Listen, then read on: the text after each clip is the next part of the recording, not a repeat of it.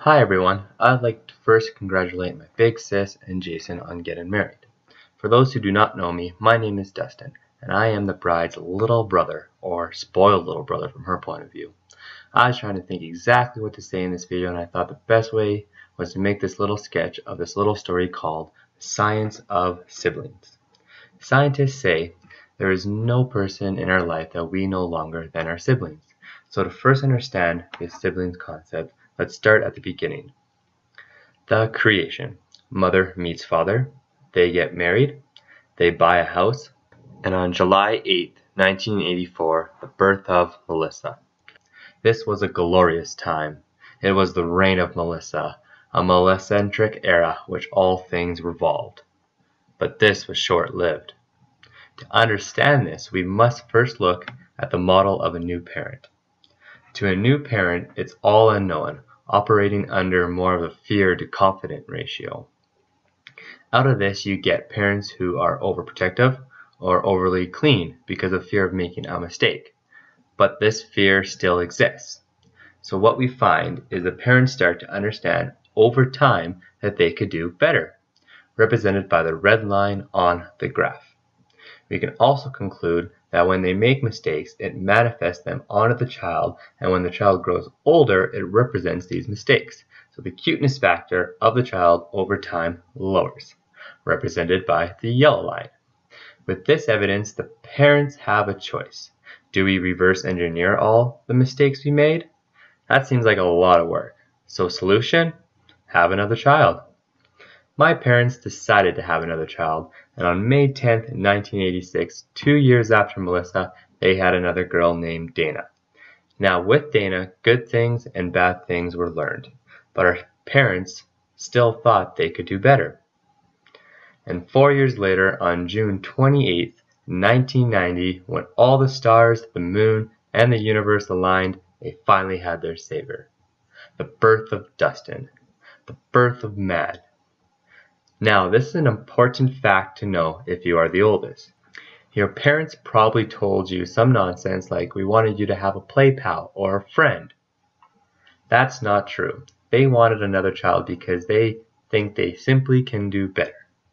And it's that driving fuel that leads us to our next concept, sibling rivalry, which runs in all our blood as to fight for the affections of our parents at all costs. Now, how do you manifest that into a child so small?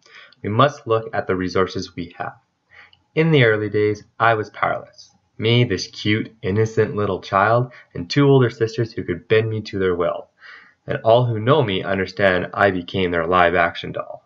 Even after all the dress-up, over time I grew wiser, and figured out I had great power being the only boy and the youngest. I think a chart best explains this. I realized that my power was related to my ability to silence my tattle.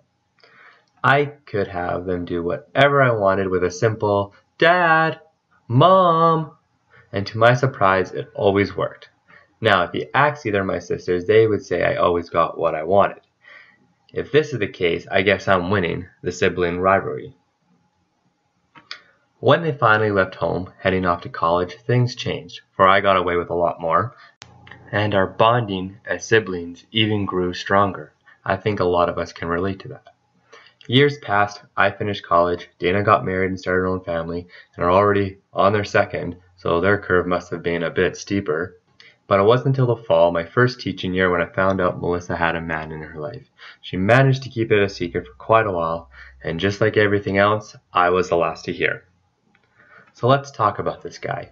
He is an Australian, and has the patience to put up with the many kids my sister babysits. Now, when I first met Jason, I will admit, as any who have met their sister's significant other, the first thing that comes to my mind was, can I kick his ass? After taking a look at the math, calculating height, weight, country of origin, and knowledge of action movies, I come to the conclusion that, no, I probably can't kick his ass. So what we are left with is I hope he's a good guy. I piled yet another chart to explain this, and as we can see, patience is needed to be with Melissa in many different areas, such as Melissa never saying no, having more kid toys than most parents, and the amount of kids that she babysits. But Jason's willingness to stay the course proves that Jason is not just a great guy, but a wonderful guy. Now, I have seen both my sisters get married to two of the best men, and having another brother join the family, I could ask for nothing more. Now, with our family, I am not the only boy, and I have lost my title of the youngest to my adorable nephew Evan, so I guess I might have to do something soon to tip the scales back in my favor.